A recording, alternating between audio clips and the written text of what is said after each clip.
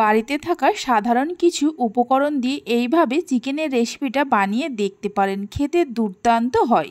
নমস্কার বন্ধুরা, রূপাস কিচেনে সবাইকে স্বাগতম। তাহলে চলুন দেখে নেওয়া যাক। শুরু থেকে শেষ পর্যন্ত দেখার জন্য আপনাদের কাছে অনুরোধ রইল।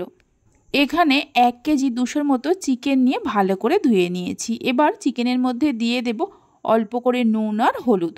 নুন হলুদ মাখিয়ে নিয়ে 10-12 মিনিটের মতো রেখে দেব। 12 মিনিট পর গ্যাসের ওপর কড়া বসিয়ে কড়ার মধ্যে দিয়ে দেব সাদা তেল। আপনারা চাইলে সর্ষের তেলেও করতে পারেন। তেল গরম হলে আলুগুলো দিয়ে লাল করে ভেজে নেব।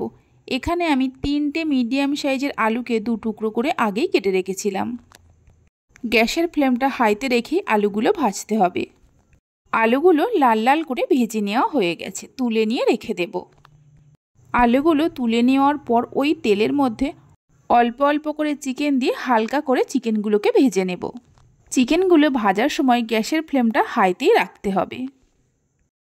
চিকেনের এই রেসিপিটা রুটি, পরোটা, ভাত, পোলাও যে কোনো কিছুর সঙ্গে খেতে দুর্দান্ত লাগে। এইভাবে একবার বানিয়ে দেখতে পারেন। বাড়িতে বানালে খেয়ে কেমন লাগলো অবশ্যই আমাকে কমেন্ট করে জানাবেন। মিনিট 3-4 সময় ধরে ভেজে নিতে হবে। চিকেনগুলোকে হালকা করে ভেজে নেওয়ার পর তুলে নিয়ে রেখে দেব। বাকি যে চিকেনগুলো আছে এইভাবে অল্প অল্প করে তেলের মধ্যে দিয়ে ভেজে নেব।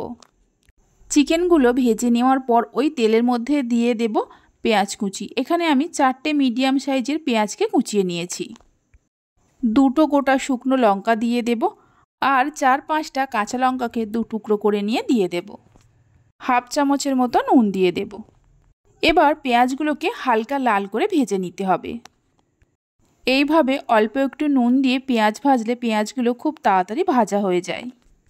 পেঁয়াজ হালকা লাল করে ভেজে নেওয়ার পর দিয়ে দেব 3 চামচের মতো আদা রসুন বাটা। আদা রসুন বাটাটা দেওয়ার পর মিনিট 2-3 সময় ধরে ভেজে নেব, আদা রসুনের কাঁচা গন্ধটা যাওয়া পর্যন্ত। মিডিয়াম ফ্লেমে পেঁয়াজ আদা রসুনকে ভালো করে ভেজে নেওয়ার পর এর মধ্যে দিয়ে দেব অল্প করে জল। এই সময় গ্যাসের ফ্লেমটা লোতে রাখতে হবে। জলটা দেওয়ার পর দিয়ে দেব 2 চামচ হলুদ গুঁড়ো, 1 চামচ ঝাল লঙ্কার গুঁড়ো। ঝাল লঙ্কার গুঁড়োটা আপনারা চাইলে বাড়িয়ে কমিয়ে দিতে পারেন। হাফ চামচ জিরে গুঁড়ো দিয়ে দেব। ধনে গুঁড়ো দেব হাফ চামচের থেকে একটু কম। মিডিয়াম ফ্লেমে মশলা কষাতে থাকবো যতক্ষণ না মশলা থেকে তেল ছাড়ে। প্রায় 10-12 মিনিট সময় ধরে মশলা ভালোভাবে কষিয়ে নিয়েছি। দেখুন মশলা থেকে ধীরে ধীরে তেল ছাড়তে শুরু করেছে। এই সময় দিয়ে দেব ভেজে রাখা আলু আর চিকেন। একটা বড় সাইজের টমেটোকে কুচিয়ে নিয়ে দিয়ে দেব। স্বাদ মতো নুন দিয়ে দেব। পেঁয়াজ ভাজার সময় নুন দিয়েছিলাম, তাই নুনটা বুঝে দিতে হবে। আবারও সব কিছুকে কিছুক্ষণ কষিয়ে নেব। রেসিপি ভালো লেগে থাকলে অবশ্যই একটা লাইক করবেন, বন্ধুদের সঙ্গে শেয়ার করবেন। ভালো লাগলে চ্যানেলটি সাবস্ক্রাইব করে পাশে থাকা বেল আইকনটি প্রেস করবেন নতুন রেসিপির আপডেট পাওয়ার জন্য। আরও 7-8 মিনিটের মতো সব কিছুকে খুব ভালো করে কষিয়ে নিয়েছি। এই সময় গ্যাসের ফ্লেমটা একদম লোতে করে মিনিট 5-6 সময়ের জন্য ঢাকা দিয়ে রান্না করে নেব। লো ফ্লেমে 5-6 মিনিটের মতো রান্না করে নেওয়ার পর ঢাকা খুলে একটু নাড়াচাড়া করে নিয়ে পরিমাণ মতো হালকা গরম জল দিয়ে দেব। আপনারা যেমন ঝোল রাখবেন সেই মতো জলটা দেবেন। জলটা দেওয়ার পর মিশিয়ে নিয়ে গ্যাসের ফ্লেমটা লো টু মিডিয়ামে করে আবারও ঢাকা দিয়ে কিছুক্ষণ রান্না করে নিতে হবে। কিছুক্ষণ রান্না করে নেওয়ার পর ঢাকা খুলে দেখে নেব চিকেন আর আলু সেদ্ধ হয়েছে কিনা।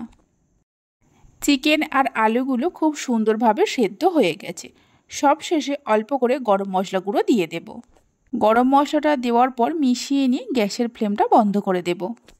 ইচ্ছে হলে ধনেপাতা কুচি দিতে পারেন, তবে এর মধ্যে আমি আর কিছু দিচ্ছি না। তাহলে চলুন ভিডিওটা আমি এখানেই শেষ করছি। আপনারা সবাই ভালো থাকবেন, সুস্থ থাকবেন। ধন্যবাদ।